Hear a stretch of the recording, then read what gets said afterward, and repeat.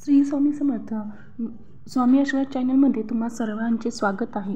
स्वामी तुमच्या सर्व चांगल्या इच्छा पूर्ण करोत ही स्वामींचरणी प्रार्थना. आज मी तुमच्यासाठी खूप छान एक मोटिवेशनल स्टोरी आणली आहे. आजकालच्या याच्यात बघतो की जॉबसाठी याच्यासाठी म्हणजे प्रत्येक याच्यासाठी आपल्याला खूप झगडावं लागतं. त्यासाठी मी एक खूप सुंदर अशी मोटिवेशनल स्टोरी आणली आहे.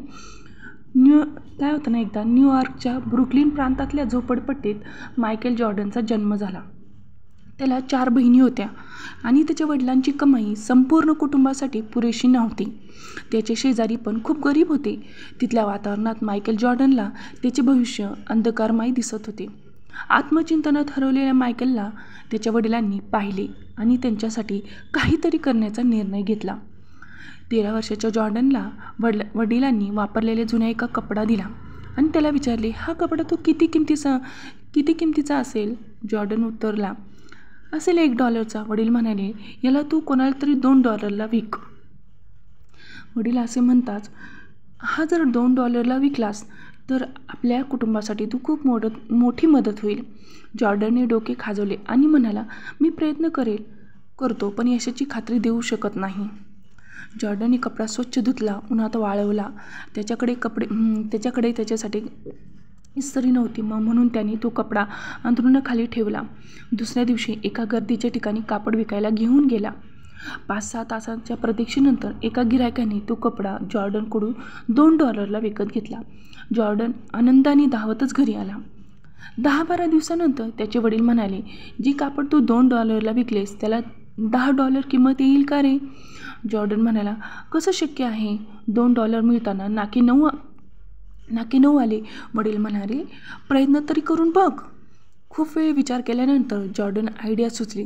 त्याने त्याच्या चुलत भावाच्या मदतीने जुन्या धुतलेल्या कापडावर डोनाल्ड डक आणि मिकी माऊसची चित्रे रंगवली आणि त्या शाळेत श्रीमंत मुलं शिकतात अशा शाळेच्या बाहेर शाळा सुटण्याच्या वेळेत जाऊन कपडा विकायला उभा राहिला. एका मुलाला ती चित्रे असलेला कपडा खूप आवडला. त्याने आईजवळ हट्ट करून तो कपडा जॉर्डनकडून $10 विकत घेतला. शिवाय आईने जॉर्डनचे कौतुक केले आणि अजून $10 त्याला टीप दिली. $20 ही मोठी रक्कम होती, जवळजवळ त्याच्या वडिलांच्या महिन्याच्या पगाराइतकी. जेव्हा जॉर्डन वडिलांना $20 दिले आणि ते त्याला कसे मिळाले याची कहाणी सांगितली, तेव्हा वडील आनंदाने आणि अजून एका वापरलेले कापड त्यांनी जॉर्डनला दिले आणि म्हणाले, जॉर्डन, हा कपडा तू $200 विकू शकशील का? आता यावेळी जॉर्डनने वडिलांचे चॅलेंज कुठेही आडेविडे न घेता आत्मविश्वासाने स्वीकारले. 2-3 महिन्यानंतर सुप्रसिद्ध चित्रपट चार्लीज एंगल्स ची नायिका फराह फायक्वेट न्यूयॉर्कमध्ये तिच्या चित्रपटाच्या प्रमोशनसाठी आली. प्रेस कॉन्फरन्सनंतर जॉर्डन सुरक्षारक्षकामार्फत तिच्यापर्यंत पोहोचला आणि त्याने तिला कापडावर सही करण्यास विनंती केली. त्याचा निरापराध चेहरा पाहून तिने लगेचच कापडावर सही केली. आता जॉर्डन मोठमोठ्याने ओरडू लागला, मिस फराह फॅक्वेटने सही केलेले कापड घ्या, मिस फराह फॅक्वेटने सही केलेले कापड घ्या. थोड्याच वेळात ते कापड त्याने $300 विकले. तो जेव्हा घरी आला, सर्व हकीकत वडिलांना सांगितली आणि $300 त्याच्या हातात दिले. तेव्हा वडिलांच्या डोळ्यातून अश्रू आले आणि ते म्हणाले, मला तुझा अभिमान आहे, तू करून दाखवलंस. रात्री जेव्हा जॉर्डन वडिलांच्या शेजारी झोपला, तेव्हा वडिलांनी जॉर्डनला विचारले, बाळा, 3 जुने कपडे विकण्याच्या अनुभवातून तू काय शिकलास?